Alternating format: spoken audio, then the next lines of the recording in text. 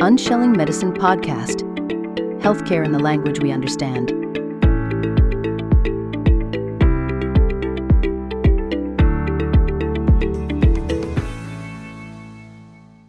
Hello, everybody. Welcome again to another session here at Unshelling Medicine. I have the very great pleasure of being here with Mr. Jeff Patterson. Welcome, Jeff. Jeff, can you introduce yourself to our audience? Hello, yes. I am a meditation and martial arts teacher. I've been studying for about 36 years. I've been running an academy here in Portland, Oregon now for about 30 years. And we've been fortunate enough to have about 26,000 students come through the academy, and through my online programs, quite a few thousand more. And I've been really blessed with being able to help people, show them how to use the meditative arts to build an evolving life practice around meditation and integrate it into their lives and see the many benefits from adopting a practice like this. Beautiful. So, Jeff, what motivated you, or what was the turning point that you really honed in on meditation and, the benefits? It's a bit of a funny story in that I started at a fairly young age and I wasn't interested in doing meditation or any of the meditative arts at all. I was very much into Western boxing, and I used to train at a boxing gym that was just a few blocks down the street here from my academy. And at a boxing gym, it's run a lot different than your traditional style fitness classes where you come in and there's a teacher and everybody kind of follows along with the teacher. Right. In a boxing gym, usually there might be anywhere from 4 to 5 different coaches, and each one of these coaches might have 4 or 5 fighters that they're working with. Well, at this one gym that I was at, there was one coach who had created national and world champion level fighters, and I really wanted to get to spend some time with him. He was an amazing coach. I had a lot of respect for him. And so I'd always show up at the gym when I knew he was going to be there and kind of follow him around and let him know that I wanted to spend some time with him. And after about 4 or 5 months of following him around, he finally started showing me some stuff and helping me out. And it was only about maybe 2 or 3 weeks of getting to work with him when he said something to me that changed my life forever. And that he said, if you really want to be a good boxer, you should start doing meditation and Tai Chi.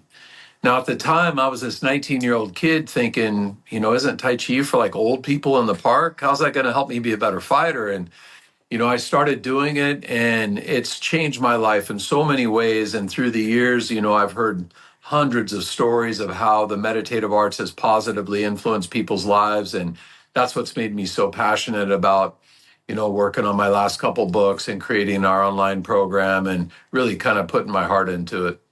Beautiful. Thank you so much for sharing that. So when we're talking about Tai Chi on its own, I'm glad you mentioned, it's not for all people in the park, because that's mostly, the demographic of people that in the Western world, we see practicing Tai Chi, or, Tai Chi is very popular among that specific demographic. In a layman's term, can you tell our audience, the correlation between Tai Chi and meditation? Because there's a big relationship there that I think most people don't understand. Yeah, so when I talk about the meditative arts, I'm referring to movement practices, sitting meditation, standing meditation, breath work, walking meditation, and Tai Chi is one form of movement meditation. Now, originally, Tai Chi was created as a martial art, and people used to study it a lot differently back then and trained it to learn how to use it in fighting. Since, the last 1,000 years or so, people have integrated the Qigong into Tai Chi. And now, if you were to pull up all of the Tai Chi schools in the US, I bet less than 5% of them even know how to use it as a martial art. Most people these days practice it as a meditative art and use it for the health benefits, because there's so many benefits in regards to your physical well-being, teaching stability, working on your flexibility and strength, working on your ability to control your mind and work with de-stressing techniques that help you find more focus and be more present in your everyday activities. With the meditative arts, whether you're doing a movement practice or a still meditation practice, the idea is learning how to integrate these things into everything we do so it starts to become a way of life and a little bit less of a hobby that we do once in a while. And that's where you really start to see the benefits of the meditative arts. Right. So I'm happy you segued into this because when we think of meditation or the traditional way of meditating, the thought is sitting with your legs bowed or, straight, your hands in a certain position. And you just mentioned all these different ways that meditation can happen. Do you mind just delving a little bit into each aspect? I know you talked about Tai Chi and the movement, right? So the standing meditation, the walking meditation, all of that.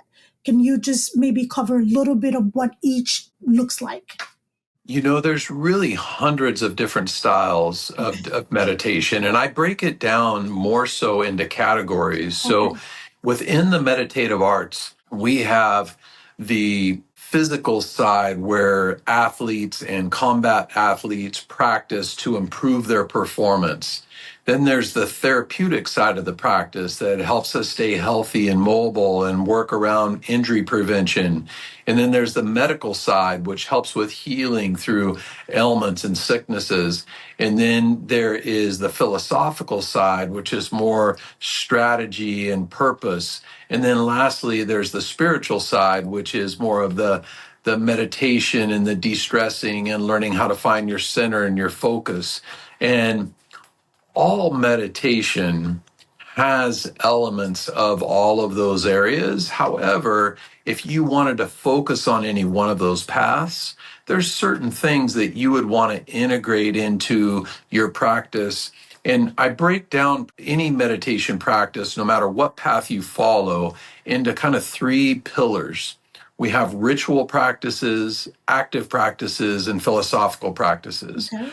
Ritual practices are when you set a little bit of time aside every day, turn off your cell phone, turn off your audios, don't listen to anything, and just turn your focus inward. The meditative arts is often referred to as the internal arts, and there's a reason for that, in that it's meant to be able to increase our ability and our awareness to turn our focus inward and listen to our physical movements and inside the body, our mental thoughts and our emotions, and be able to be in tune with those. And so we start understanding when any one of those areas is maybe getting out of balance, and learn how to recognize that before it gains too much momentum in any one direction. And then we use our meditative practices and whatever we have in our toolbox to help come back to that focus. One of the most common things I've heard people say through the years is, I tried meditation, but I couldn't quiet my mind. It just didn't work for me. And, somewhere along the way, people got this misconception that in order to meditate, that you have to be in this state of nirvana and no thoughts bother you in order for it to be successful. And Right. it's so not the case. Meditation is a tool. And if you sit and meditate, or if you're doing a movement practice and say you're doing 20-minute session, if you get distracted 50 times during that session, and every time you get distracted, you recognize the distraction, you use your posture, your breath, your movement to help bring you back to center, you just got another repetition of being off center and coming back to center. And if you do that 50 times every day, and you do that every month, every year, every 10 years, you start to become so powerful and so good at, one, recognizing these imbalances, and two, having the tools and the focus to bring yourself back to center. Now, no matter what happens in the day, whether somebody says something to throw you off your game or you have a stressful day at work, you're able to use these tools and strategies to find your center and stay present and focused. And so it really is an amazing thing that you can do in every element or area of your life. And then so that would be what I call ritual practices. Then there's active practices, and these are things that you can do when you're standing in line at the grocery store, or walking down the street, or even sitting in your car at a red light. And they can be done in as little as 60 seconds or 2 or 3 minutes. And the idea is we use these to help us keep our awareness and our focus and stay in that kind of meditation mindset all day, every day, being more present and more aware of what's going on.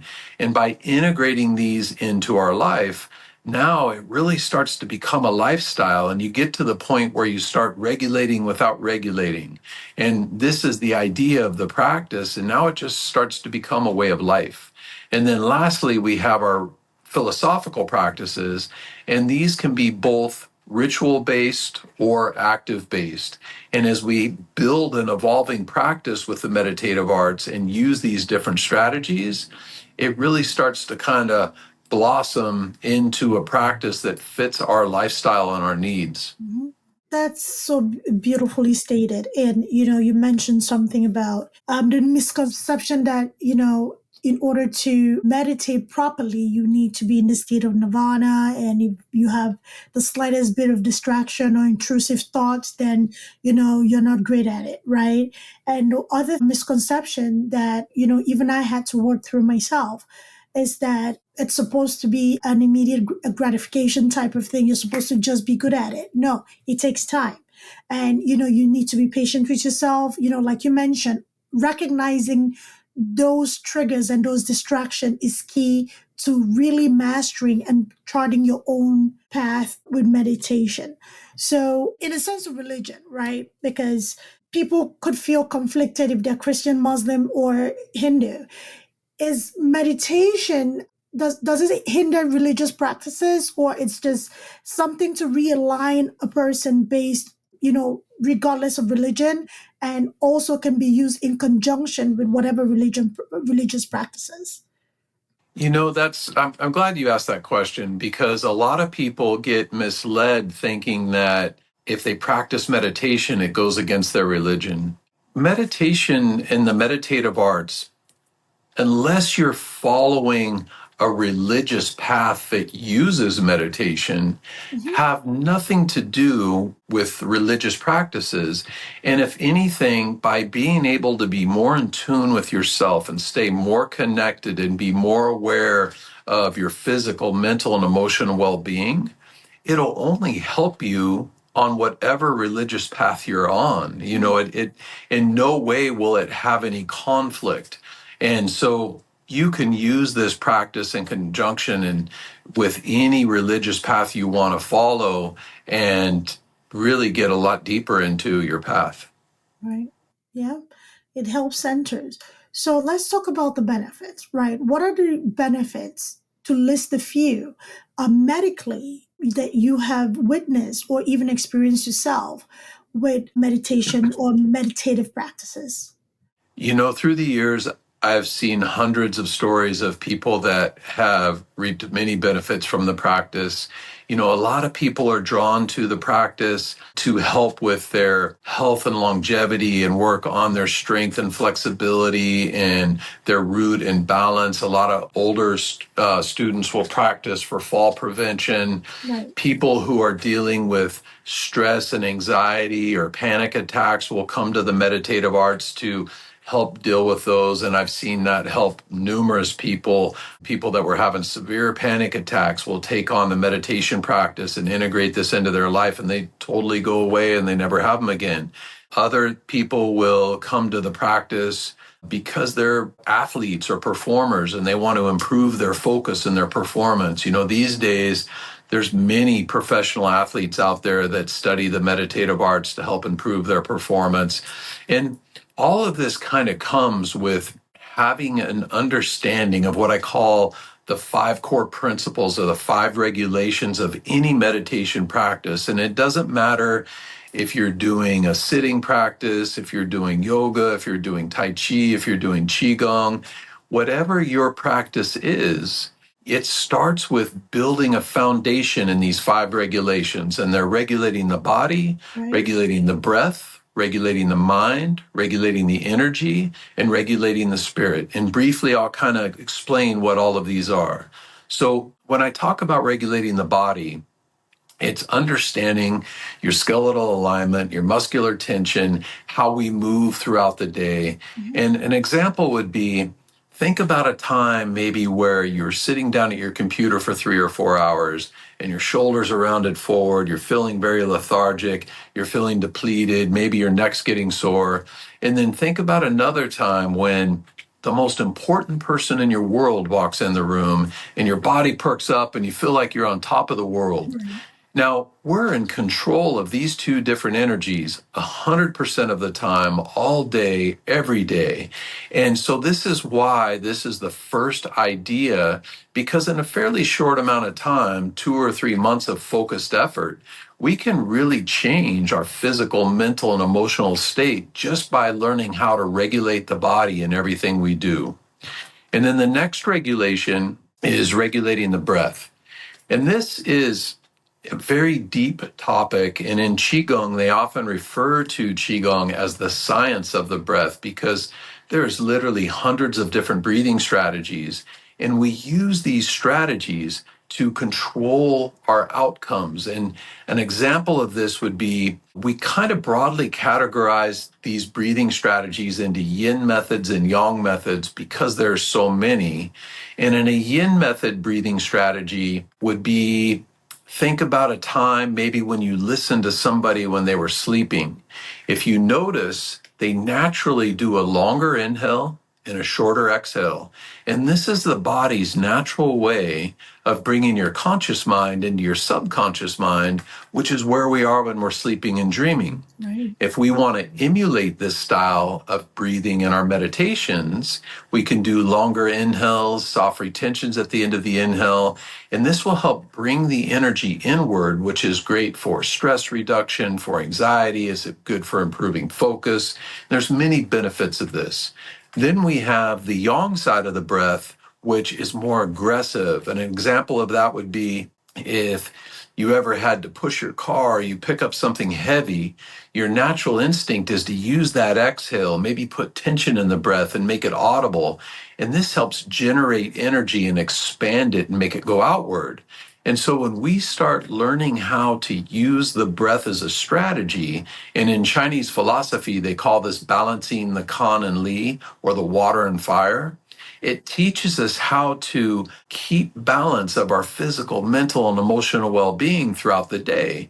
You know, we all go through the day with emotional ups and downs. Some people are like a roller coaster, others may be a little more balanced. But when you notice these imbalances and say you start getting excited, you can use that yin breath to help bring you back down. And when you start feeling depleted, you can use the yang breath to help bring you back up.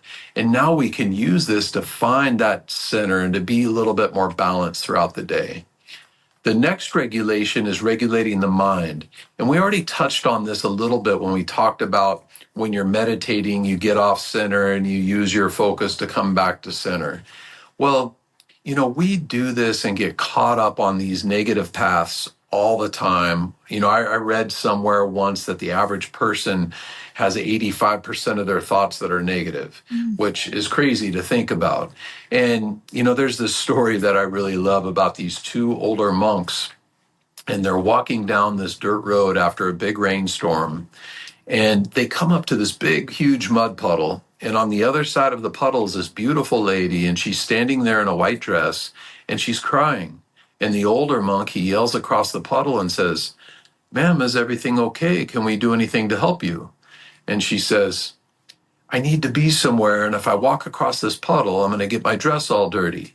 And so he rolls up his pant legs and he walks across to the other side. He picks her up, puts her on his back, takes her to the other side and sets her down, and she's off on her way. Well, him and the younger monk are walking a couple miles down the road, and finally the younger monk is just furious, and he says, "You know we're not supposed to touch ladies, but yet you did back there at the puddle." And he says, "You're still thinking about that lady? I left her back there at the puddle." And you know, how many times in our lives do we get 2 miles down the muddy road before one, we even realize we're off center, and two, we let it go. And so this idea of learning how to be aware of these imbalances and refocus and stay centered is a very important part of the practice.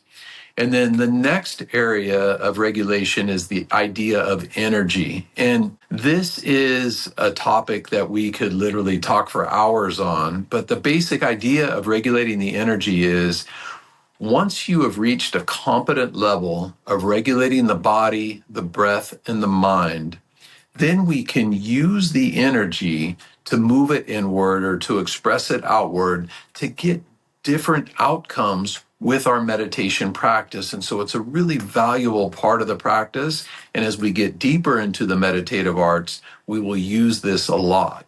And then the last regulation is regulating the spirit.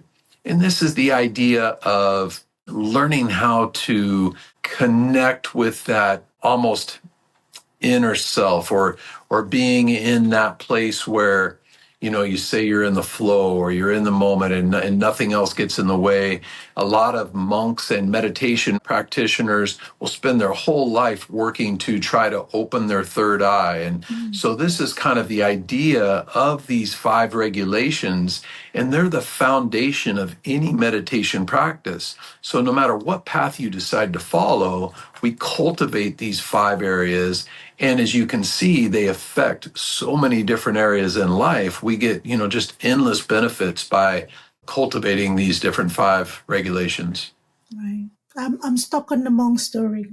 No pun intended. That really resonated with me, and I'm hoping the listeners too, because oftentimes, and that 85% is astounding, but I'm not completely shocked, because oftentimes as humans, we have this incredible negative or toxic way of holding on to the negative, which, from trauma, which becomes so visceral that it actually affects the way we make decisions, it affects the way we interact with others, and it actually even it affects the way we react to situations, right?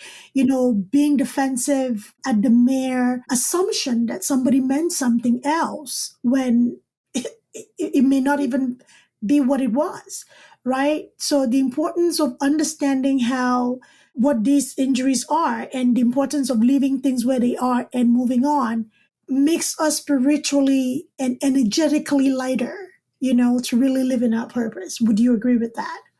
For sure. And that kind of relates to the philosophical concept that I'm really passionate about. And it's the idea of yielding.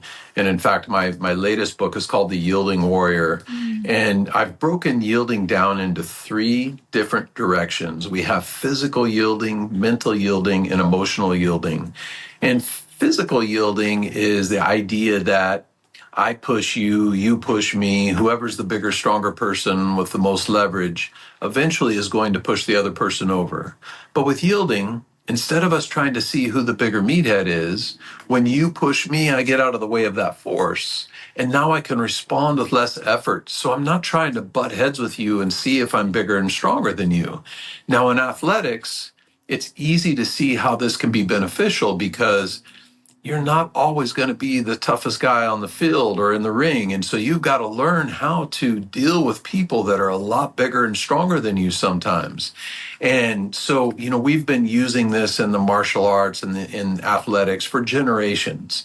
Now, it's a lifelong practice to really master the skill. But the cool thing is by integrating the meditative arts into your life, from day one, we start to become more aware of these things inside of ourselves. And in order to be good at physical yielding, you need to be well rooted. The lower part of your body needs to be strong and flexible so you can change your central equilibrium. Body has to be relaxed, the breath has to be calm, and the mind has to be present.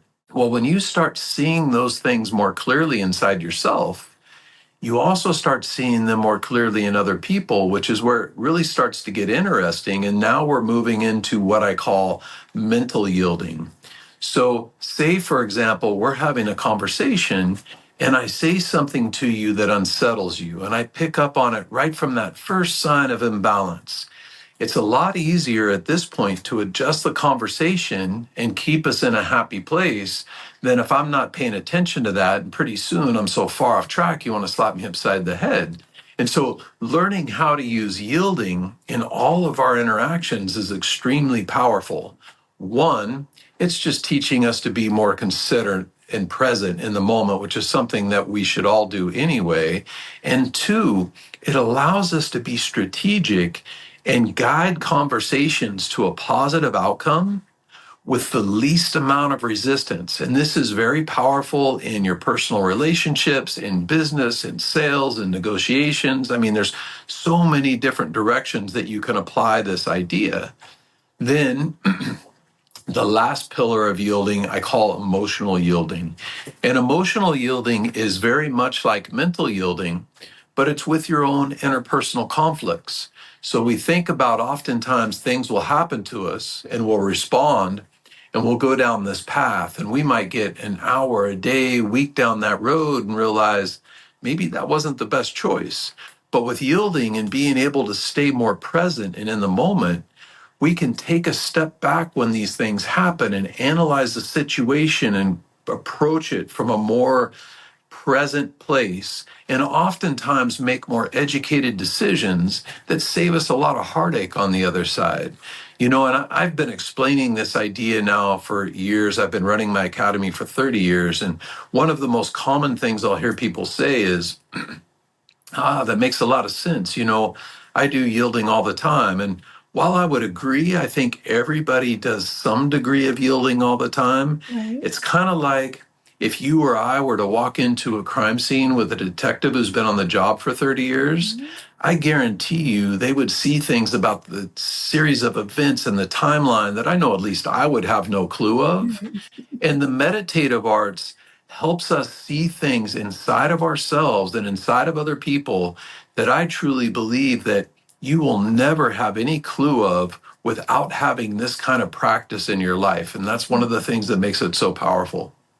I agree completely. So, it goes not to segue into religion, but it goes, somebody said something. It's resonated all these years with me. It's like, I get so confused when people pray for patience. And then when they're given situations where they need to exercise the patience, they wonder why they're being afflicted with these occurrence. It's about practicing, it's about being conscious of your interaction. And I think with the mental yielding, in using it in reverse, I want to see your thinking on this, because we, as a society, at some point this broke. I don't know when it broke. That, even if we recognize the offense in our communication with another party, we don't seem to care anymore and we just keep going. Right? Whether you're offended or not, as long as I get stuff off my chest, that's all that matters, right? With mental yielding, can you use it in reverse where if you say unconsciously or subconsciously react to something that somebody says in offense, can you use that to regulate yourself if that person doesn't seem to want to yield, for lack of a better way to put it? Sure. I would agree with that in the sense that there are some people that are very narrow focused and they're not very yielding, and it's difficult to connect with some people. However, there's a lot of good people out there that try to connect as well, and the cool thing about yielding is that when you come up against somebody who has that, that type A personality and they really are kind of aggressive and seem to not care about what you think, yielding allows you to pay attention to the subtle and not try to butt heads with them, but try to find a point to where you can connect and guide them to a mutual outcome that benefits both of you with the least amount of resistance. And so it can be used from either side. For people that are more in tune and can really listen, it can be very powerful that way. And, one of my old teachers, he always used to say that with yielding, oftentimes you can make your enemies your friends, but without yielding, sometimes you make your friends your enemies. Sure. And it's so true in that it's just an invaluable skill that, we all should learn. Right. I agree. I like that lesson. So let's talk about today's world in personal health. More and more people are being diagnosed or are living with chronic conditions that energetically most can be realigned and recentering and refocusing on self. We live in such an industrial society that taking the time to meditate, realign oneself, recenter oneself is often thought of as a waste of time. What are your thoughts in implementing meditation and the art of movement and meditation in all its forms, I should say, right, into today's modern medicine? Because modern medicine, I would say I'm very proud. Most practitioners and hospital systems are integrating a lot of these holistic practices. You are talking Reiki, we're talking, even massages, lymphatic drainage, we're talking acupuncture, right? Gua sha, right? So what is your take on implementing energetic work into modern medicine in helping people recover, heal, and live productive lives? I think everything is kind of moving that direction. If you go back 30 years ago, there was not too many people that were open to the idea of the meditative arts and seeing the benefits. And now you'll see professional athletes that are using it. You'll see medical doctors that are recommending Tai Chi to help with their patients' rehab. You'll see, Chinese medicine has come so popular now, it's all over. And, Chinese medicine comes from Qigong theory. And so they're very closely connected. And I see people becoming more and more open to this, and the meditative arts help us find our optimal health. So a lot of times we can prevent the illness rather than having to get to the point where we're sick and out of balance and need to go to the hospital, And so I think as more and more people see the value in that, it's going to make some change, and you talk about not having time. I hear that all the time. People say, I don't have time to meditate. And, the Dalai Lama once said something that has always stuck with me, and that he said, everybody should meditate for 20 minutes a day. Unless you're too busy, then you should meditate for an hour. And I love that saying, and that, we all need to have moment every day where we can just connect with who we are. In today's fast-paced society, we get so caught up with our cell phones and this advertisement and this distraction and this problem and that problem that many times we're forced to put up these barriers and wear these masks to prevent us from really expressing what we truly feel, or putting these barriers up because we don't want to take in things that are coming at us. And we get so used to living this way that oftentimes we go to look at ourselves in the mirror and we're still wearing that mask. And meditative arts are one of those things that help us take those masks away, Right. and really help us stay connected to who we truly are, which is good for, our physical, mental, and emotional health in many ways. Mhm. I agree. Preventative measures always is always going to have the upper hand, because at a point where we don't get to smell and see the smoke, and then we have a 3 alarm fire to put out, it's best to, practice safety, have the smoke alarms in place, make sure that your outlets are not congested with flammable things, and, don't light a candle and go to sleep, right? So these are things that we practically do every day to prevent a disaster, but we often forget the walking disasters that we can become if we don't take care of the shell, which is this physical body that we're in. So I like the premise that you went with preventative care. Unfortunately, things like massage have been so bastardized that people still kind of I don't want to say shy away from it. People are still not comfortable with it. But, even with massage, the movements of the energy, movements of, your lymphatic fluids around your body, right, is very important for, drainage and general well-being, right? And it's the same with energy when it comes to meditating. So I'm not sure if you're familiar with Reiki. Is that something that sometimes can be practiced in with, meditation? Or is that something that just basically lives on its own?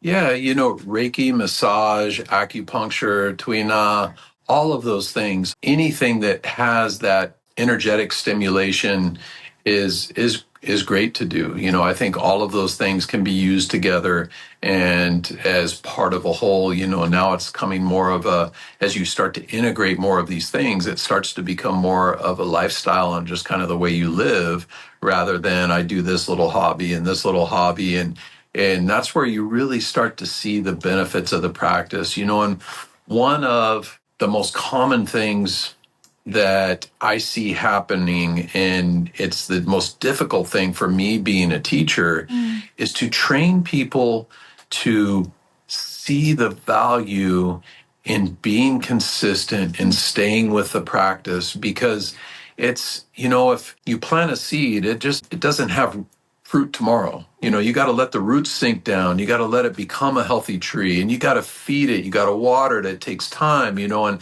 the meditative arts is very much like that, in that you've got to be consistent. And through this consistency, you develop discipline, integrity, and perseverance. And when these qualities start to come out because of your meditation practice, they affect everything you do in life. And now you start to develop those qualities in your relationships and your hobbies and your work and everything else you do. And so it works everywhere. And so as somebody new comes to the practice, I always like them to sit down for a moment and think about, why are you interested in meditation?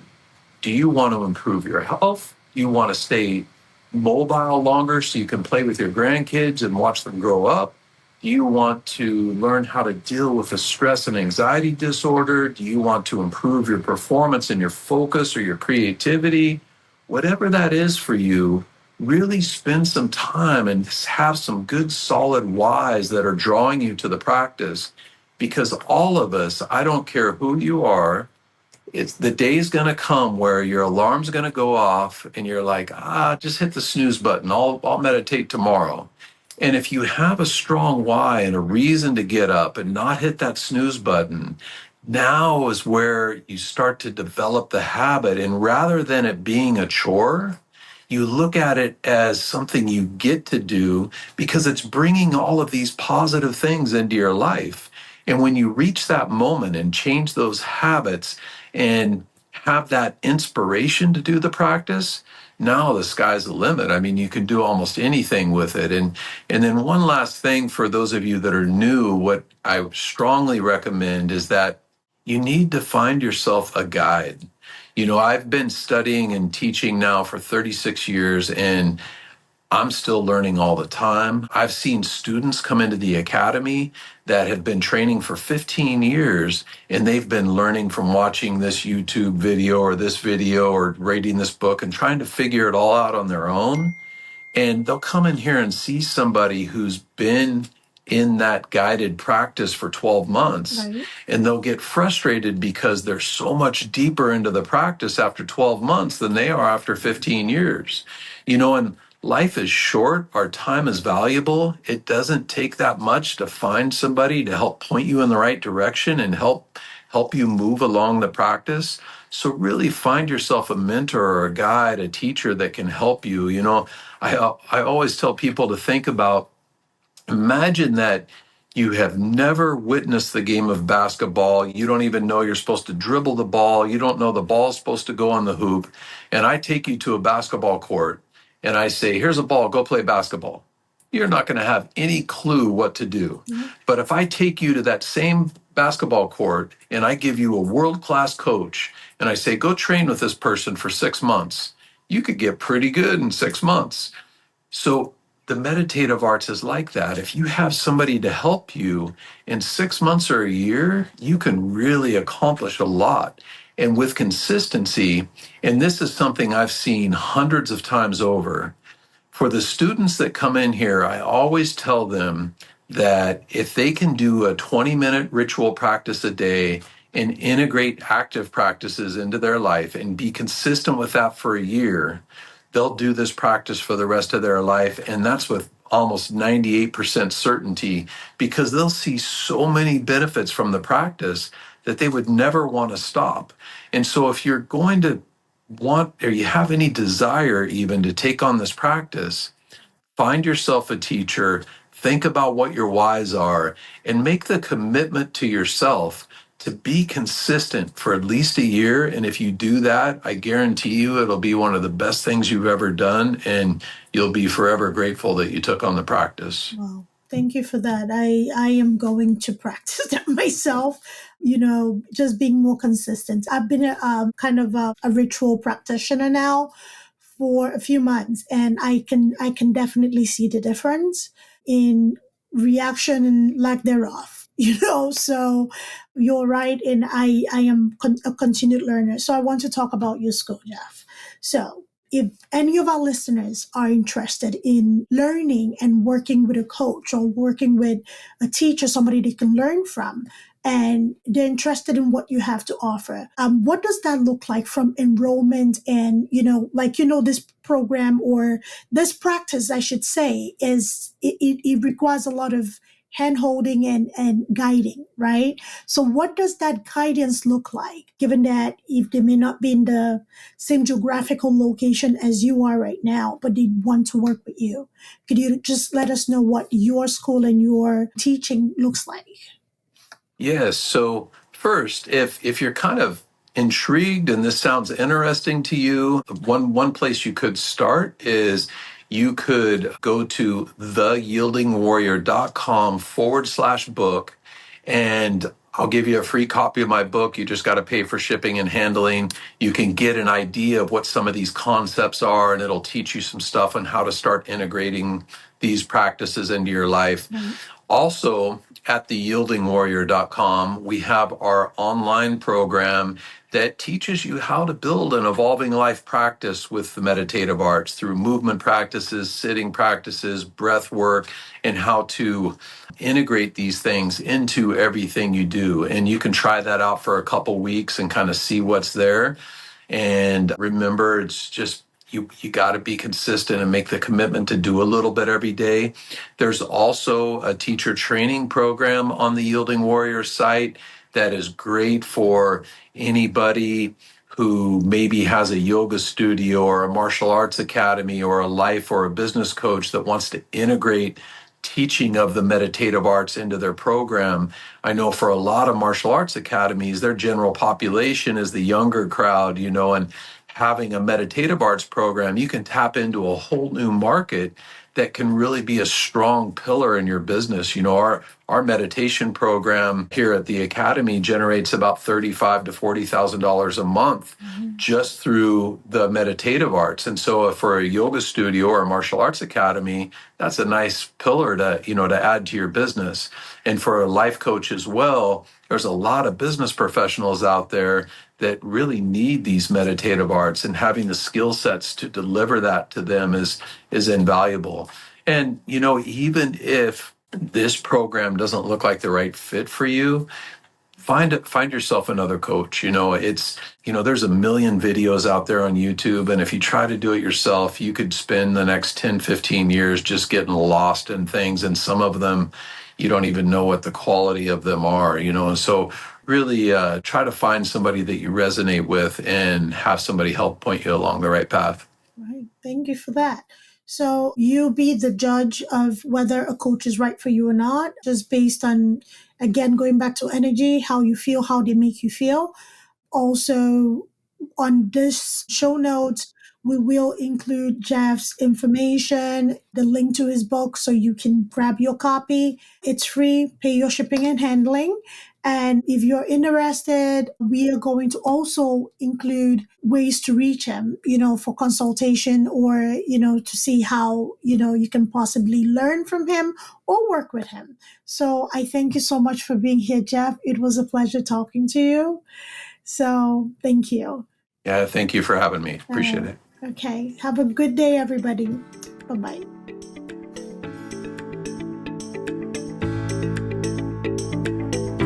Thanks for tuning in to Unshelling Medicine Podcast. If you want to stay up to date with the latest episodes, make sure to hit that subscribe button on your favorite podcast platform. If you enjoyed today's episode, please take a moment to leave us a review. Follow us on social media at Altruistic Scribe on Instagram, TikTok, Facebook, YouTube, and LinkedIn. We share additional tips, updates, and health-related content that you won't want to miss. Have any questions or topics you'd like us to cover in future episodes? Reach out to us at altruisticscribeco.com.